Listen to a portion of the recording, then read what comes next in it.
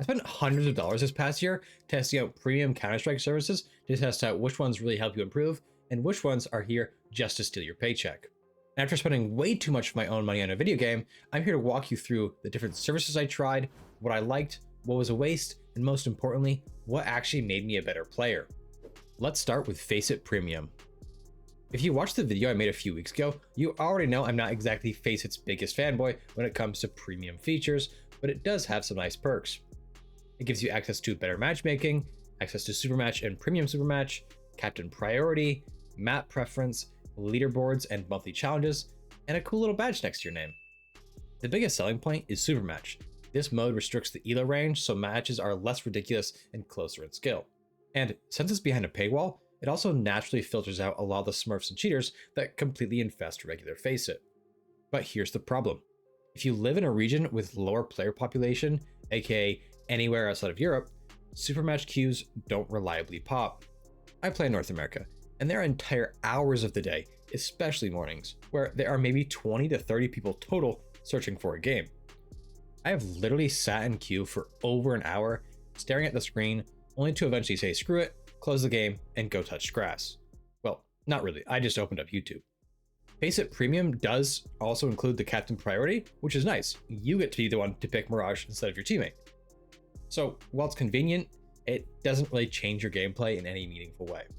Premium also gives you access to the leaderboards and challenges, but check out this video I made a few weeks ago just to see how impossible they actually are. So is Faceit Premium worth the $100 a year it costs? Not really.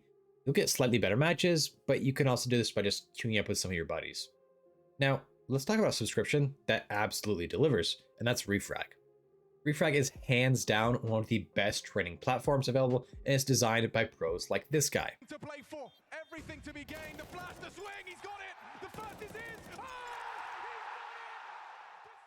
And after using it for months, I can confidently say every CS player should have this in their pocket.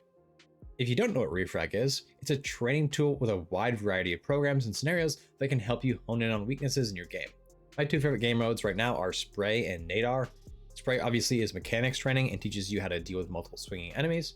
It's a great training program for learning how to counter rushes, and I will say this game mode is responsible for me not being completely useless with a rifle and building a ton of confidence in my Spray. Nadar is a great tool for learning util, but what's not talked about enough is how you can load up all your friends into a server and just practice throwing executes and map progression. Refrag also has a lot of bonus content like routines and boot camp, but I'll let you check those out for yourself. Caution though, Refrag has a ton of tools and game modes, and not all of them are equally useful. Some are fun but don't translate much into real game scenarios, and it's really easy to get caught up grinding something flashy instead of something that actually fixes your weaknesses. But for $7 a month, Refrag is one of the highest value services you can get. So next up is hiring a coach, and this is where things get interesting because it completely depends on what coach you get and what kind of player you are. They offer different perspectives on your gameplay, and a fresh set of eyes can help you think about situations differently. Good coaches will call you out when you make dumb plays, so it's important not to have an ego going into it. If you decide to go this route and get a coach, I recommend getting one with real team experience. High-level pug players will be able to help you out, but the theory and knowledge former pros have is just unmatched. Of all those services and subscriptions, I think hiring a coach might be my favorite.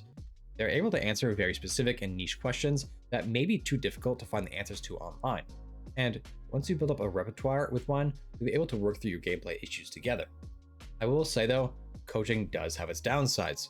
Since you are working with another person, you have to schedule your sessions, and it's not something you can really just pick up at a moment's notice. It's also the most expensive option. Rates vary wildly from coach to coach, but I think anything around the $15 to $25 mark is acceptable. Now, mechanics and micro are only one side of Counter-Strike, and if you want to get better at the macro, become a truly well-rounded player, you gotta use analysis tools. These tools are criminally underutilized because they are mainly marketed towards teams. But even if you play solo, these platforms can elevate your understanding of CS dramatically. Most players, if they watch demos at all, will only ever watch demos in the first person, and while that's definitely beneficial, you are still missing out on some critical details. These analysis services offer 2D demo replayers, which are particularly helpful at learning macro, tendings, and timings. It's kind of like watching the all-22 view for an NFL game as opposed to the broadcast. You'll see heat maps of where players usually sit throughout the game, and even be able to see what util they typically throw. Depending on which service you go with, they can also provide things like playbook and strategy boards, AI detection for roles and tactics, and detailed statistics. Like I mentioned, this is more for players and teams, but if you're even thinking about joining an ESEA team or just want to get a better understanding of the game, I would recommend checking these things out. They're going to be more expensive, reaching that $20 plus point per month, but some of them allow you to get free trials before you buy. So, we've all heard about how deathmatching is so important and how some pros practically live in DM servers, getting thousands of kills per day with insane KDs. But does buying the premium pass for these services actually help you out? I'm gonna say yes. Now, these features don't offer anything unique. They just allow you things like extra server spots, FPS boost, and the ability to choose your gun. Yes, you heard that right. You have to pay to choose your gun. What these servers do provide is a higher level of competition. Players playing on these community servers are typically higher level and understand how to shoot and how to utilize movement in gunfights, which is just not something you see in Valve DM. Even if you go with the free versions, it's worth switching over just so you play against the higher competition, and on some servers, you can even focus on specific aspects of your gameplay by playing like the headshot only or pistols only mode. Now, in the free version, you typically get access to only a few weapons like the AK and the USB, and by paying for premium, you can select any gun you want. If you're an opper, this is the best way to train. Refrag has some nice tools like op hold or quickscope that you may find useful, but playing against real players in real scenarios will always be more beneficial. It may seem silly to pay for things you can just do in Valve DM. I get it, I thought the same way before I bought it. However, it's kind of worth it. Now, I realize many, if not all of you guys, don't want to spend a ton of money on a game. Things can get really expensive really fast, especially if you're paying for multiple of them.